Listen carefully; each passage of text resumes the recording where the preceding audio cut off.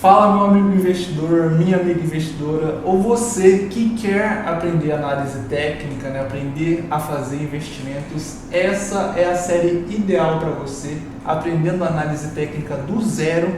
E hoje nós vamos para o nosso terceiro episódio, onde nós vamos para a origem de tudo, né, da análise técnica. Nós vamos entender um pouquinho mais sobre a teoria de Dow. Charles Dow, no final do século XIX, ele escreveu uma série de enquetes, né, de temas para o Wall Street Journal. E essas teorias que ele escrevia no jornal, elas são literalmente toda a base da análise técnica que nós utilizamos até hoje, para vocês verem como a teoria de Dow é importante. Então, tudo aquilo que nós temos sobre volume, definição de tendência, as ondas, tudo foi feito por Dow, né? Todo esse início de teoria foi feito por Dow. E por mais que hoje nós tenhamos aí os supercomputadores, os super robôs, toda essa IA inteligente, tudo ainda utiliza o que Dow fez lá no começo. É uma base muito importante para o analista técnico. E aí, bora mergulhar nisso juntos então? Olha só, antes da gente passar por tudo isso, é bom que você entenda um pouquinho sobre toda a introdução a essa temática aqui também. E tudo começa basicamente lá em 1884, quando Charles Dow criou o primeiro índice que nós temos, né? Que era basicamente composto por 11 ações, sendo 9 ferrovias e 2 indústrias. Mas por quê? Por que Dow fez isso? Porque ele acreditava que esses 11 ativos, né, essas 11 ações, elas representavam a saúde econômica dos Estados Unidos. Então, se essas empresas estivessem indo muito bem, isso significava que a economia dos Estados Unidos também estava indo muito bem. Porque, segundo ele, as ferrovias, elas eram como a espinha dorsal, porque elas faziam basicamente a logística de toda a produção, né? A logística de todo o comércio. Enquanto as indústrias, elas são a produção. Então a gente precisava da logística para escoar essa produção. E elas juntas davam o sentido ali na economia. Em 1897, basicamente 13 anos após ter criado esse índice, Dow diferenciou. Ele separou em 2 novos índices. Um continha 12 empresas industriais e o outro 20 empresas ferroviárias. E essa separação, ela foi estratégica, porque Dow queria cruzar as empresas, né, cruzar esses indicadores para ter uma confirmação adequada, uma validação da confirmação de que de fato a economia está indo no sentido positivo. Em 1928, nós tivemos um aumento de 12 para 30 ativos, né, 30 ações nesse índice das indústrias. Então nós temos a formação do Dow Jones Industrial Average, o DIJA, muitas pessoas falam, né? E que inclusive é um índice que nós utilizamos até hoje, né? Olha só que loucura! Esse índice com 30 blue chips é um índice que a gente acompanha há mais de 95 anos.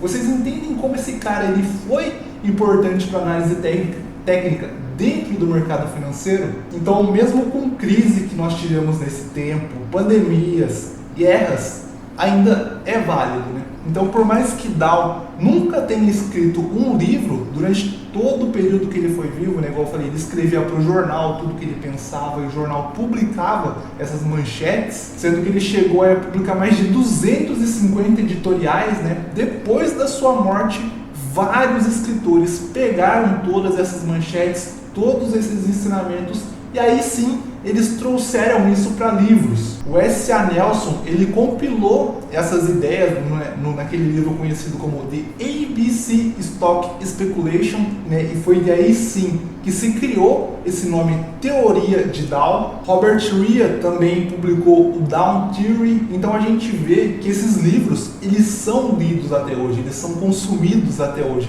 Então, de novo, essa teoria ela é de fato muito importante para todas as análises que nós temos atualmente. Ela é a mãe, o pai dessa análise técnica. Agora sim, vamos ao que interessa, né? Eu vou falar aqui com vocês sobre os 6 pilares da análise técnica, né, segundo Dow. Eu vou com um pouquinho de calma, porque esses 6 pilares, eles são extremamente essenciais para que você possa entender tudo que virá daqui para frente. Se você não entender isso, volta no vídeo porque você precisa entender esses pilares para dar seguimento em análise técnica. O princípio número 1 que nós temos é: as médias descontam tudo. Eu já falei com vocês sobre isso, mas o mercado, ele sabe de tudo. Então todas as informações, balanço, política monetária, geoeconomia, pandemia, guerra, tudo isso já vai estar descontado no preço. Você não precisa de 50 milhões de indicadores lá quando você tem o preço te mostrando tudo o que você precisa saber. Então tudo está ali naquele gráfico. É exatamente essa a premissa que nós discutimos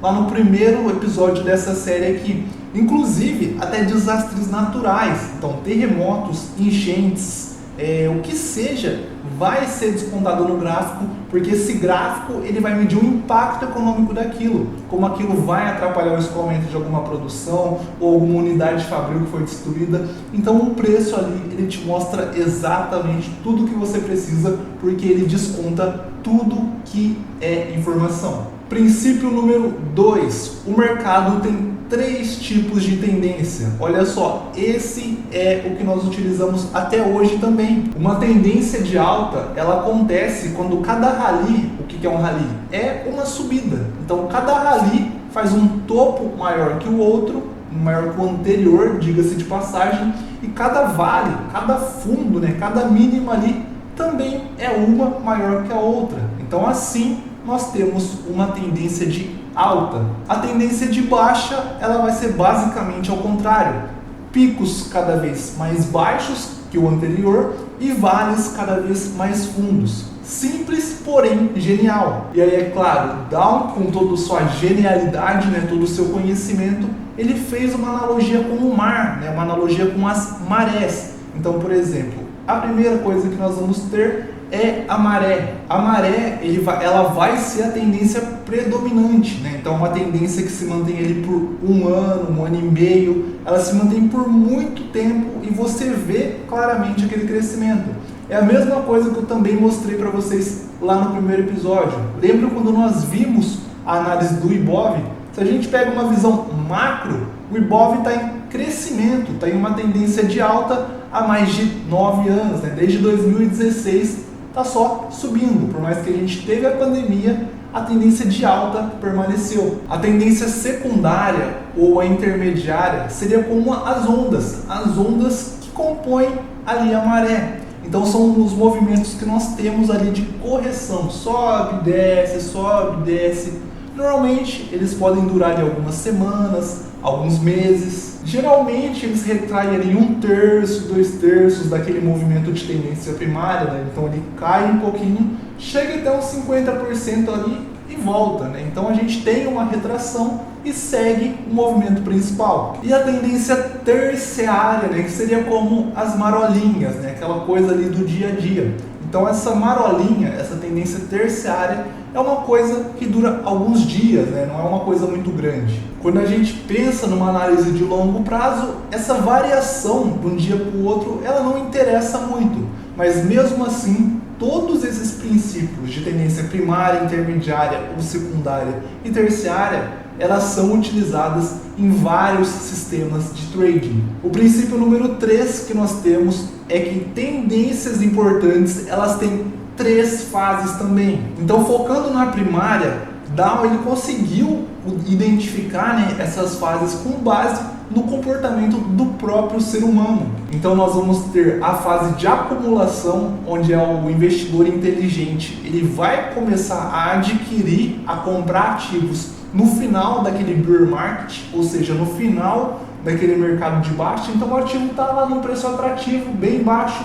O investidor inteligente, o smart money, ele começa a fazer a acumulação, Ele começa a comprar. E muitas vezes esse é o momento que as notícias elas já estão acabando com o ativo, estão dando que aquilo lá é só para o cemitério, que acabou. Então o pânico está muito em alta nesse momento aqui, que o smart money começa a fazer sua acumulação. E aí o smart money, os tubarões do mercado, eles vão entrando ali e abocanhando tudo. E aí depois disso vem a parte da participação pública. As notícias sobre aquele ativo eles começam a melhorar um pouquinho, começa a ganhar um pouquinho mais de visibilidade. O varejo, os investidores em geral começam a ver aquilo e começam a entrar em massa no ativo. Então o preço ele começa daí sim a dar aquela estilingada, né? Daquele rally de alta bem interessante. E é quando você começa a ver aquelas notícias, o mercado tá voltando, o mercado tá bombando. E essa aqui, para quem for inteligente, soube estudar e tá com aquele ativo há um bom tempo, já é a parte mais lucrativa, porque tem aquele boom de volume e o ativo sobe muito, como eu falei. E aí, por fim, nós vamos ter a fase de distribuição, que é aquela fase onde está a euforia total. Aí os jornais eles estão publicando boas notícias, estão falando lá que acabou a recessão, agora igual foguete, é só pra lua, tudo subindo, tamo ótimo. O volume especulativo ele tá cada vez mais alto, o pessoal tá sempre comprando e comprando e comprando. E aí o smart money, aqueles tubarões que compraram lá embaixo e agora o preço tá lá em cima, o que eles começam a fazer? Começam a distribuir, começam a vender para aqueles loucos que estão nessa euforia de mercado tá subindo, vamos comprar. Eles vão vendendo, o pessoal vai comprando. É claro, eles vendem antes que ocorra aquela reversão. Então, quando o bobinho está comprando no momento que é para vender, o Smart Money fez o seu dinheiro e está caindo fora. Clássico, né? Essa divisão em 3 fases ela é muito semelhante à teoria de Elliott, né? As 5 ondas que Elliott fala. E nós vamos ver essa comparação entre as teorias também nos próximos vídeos aqui da série. O princípio número 4, as médias elas devem confirmar uma a outra. E é por isso que Dow fez aquela separação entre os índices das indústrias e das ferrovias, porque ele precisava de uma comparação para confirmar o que estava acontecendo. Então ele dizia assim, que nenhum sinal de confirmação de alta ou de baixa pode ser dado sem que os dois indicadores, né, os dois índices que eles tenham ali, mostrem o mesmo comportamento. Se um está subindo e o outro está descendo, está uma divergência. Se os dois estão descendo, aí sim a gente tem uma baixa. É claro que isso não vai acontecer no mesmo momento, mas em algum momento elas vão se comportar igual. Pode ser que uma esteja descendo agora, a outra esteja fazendo um rompimento. Só que a partir do momento que as duas começarem a subir, rompendo o topo e fundo, tem aquela tendência de alta, pronto, está confirmada a teoria. O princípio número 5 é que o volume deve confirmar a tendência. O volume para Dow ele é um indicador secundário, mas não por isso ele é menos importante. Em tendências de alta, tendências de subida, a gente tem que o volume durante a subida ele tem que ser alto e durante as quedas o volume reduzir, ou seja, não existem muitas pessoas ali vendendo quando ele está caindo, mas daí começou a subir de novo, o volume as pessoas voltam a comprar. E uma tendência de baixa vai ser o contrário, um volume alto de venda quando está caindo e um volume baixo durante as subidas, né? Durante os pullbacks, diga-se de passagem. Então, uma é ao contrário da outra. Volume alto durante as subidas, durante os rallies, vai confirmar a tendência de alta. Volume alto durante as quedas, durante as baixas, confirma a tendência de baixa. Então, o volume é importante nos dois sentidos. E o princípio número 6 é que uma tendência ela está em vigor até que ela mostre um sinal claro de reversão. Então, a tendência ela vai continuar em movimento até que uma força muito clara pare aquele movimento. O mercado ele não vira do dia para a noite, né? Ele não muda assim do nada sem uma confirmação total. Então, um rompimento, né? O breakout, os pullbacks, você vai ter aquela confirmação ali. A grande diferença nessa teoria aqui é você conseguir diferenciar entre uma correção, então tá subindo, fez uma correção para baixo para daí fazer o pullback e subir de novo, de uma reversão completa. Então você ter esse tchan ali, esse time é o mais difícil dentro dessa teoria aqui. Agora vamos para uma parte prática aqui para talvez ficar um pouquinho mais claro tudo isso que eu estou falando para vocês. Como que Dow fazia a avaliação das tendências e via aquelas reversões? Então, olha só esse padrão clássico aqui. Nós temos nessa imagem que o que acontece? A gente tem uma tendência de alta ali, só que durante o rally secundário, a gente tem uma falha naquela alta. Então, até chegar em A, a gente estava na tendência de alta. Quando ele vai subir para C, ele falha, ele não consegue superar aquele topo, né? Igual lembra que eu falei. tendência de alta, topos crescentes e fundos crescentes também. Quando ele faz o C, ele não consegue romper o topo superior, e aí o que ele faz? Ele volta rompendo um fundo. Então aqui, quando rompe aquele fundo de B, a gente teria um sinal mais claro de venda, porque está tendo uma reversão, né? Ele perdeu um fundo, perdeu um suporte anterior. Agora, outro padrão que nós temos aqui em outra imagem, olha só, nós temos de novo o rally de alta, ele está indo muito bem, topo A alto, topo C superando o topo A, mas quando ele vai fazer o pullback, né, ele vai fazer aquela correção, ele já perde o fundo de B. Aqui, quem é mais, diga-se de passagem, agressivo, já pode tentar uma venda. Então ele faria uma venda ali. Só que o que acontece? Lembra que eu acabei de falar também? Será que isso não é só uma correção? Será que é uma reversão? Esse é o tchan, esse é o difícil. Então o preço cai, ele faz um pullback, né? Ele faz um pullback ali em E e volta a cair de novo. Quando ele supera aquele fundo de D, supera no sentido de perder, ali sim, na teoria de Down, a gente teria uma venda mais clara. Quem teria vendido antes, naquele rompimento do fundo de B, teria se saído muito melhor, né? Ele conseguiria aproveitar mais o movimento. Só que a venda mais segura seria no rompimento do fundo de D. A mesma teoria se aplicaria às tendências de baixa. Então nós vamos ter as quedas, né? A gente vê um fundo em a recuperação ali em B, depois ele cai, ainda fica ali mais ou menos no mesmo patamar e volta a subir. Então quando ele rompe o topo de B ali, a gente já tem uma quebra de tendência. E ali sim, daria uma compra. Essa imagem aqui, ela até representa uma figura. Só que eu vou falar mais sobre figuras em vídeos mais à frente. Hoje a gente está tentando entender a teoria de Down. A mesma situação a gente tem nessa outra imagem. Então ele vai, cai, faz um topo, faz um fundo. E quando ele rompe o B lá de novo, a gente teria uma compra. Mas será que é uma reversão ou será que é uma correção? Esse é o difícil de novo. Esse é o difícil. Então ele vai, supera, volta, faz um pullback e a gente tem outro sinal de compra. De novo, ele poderia voltar, né, fazer aquela superação ali no B e cair tudo de novo. Só que não, ele faz o pullback e sobe.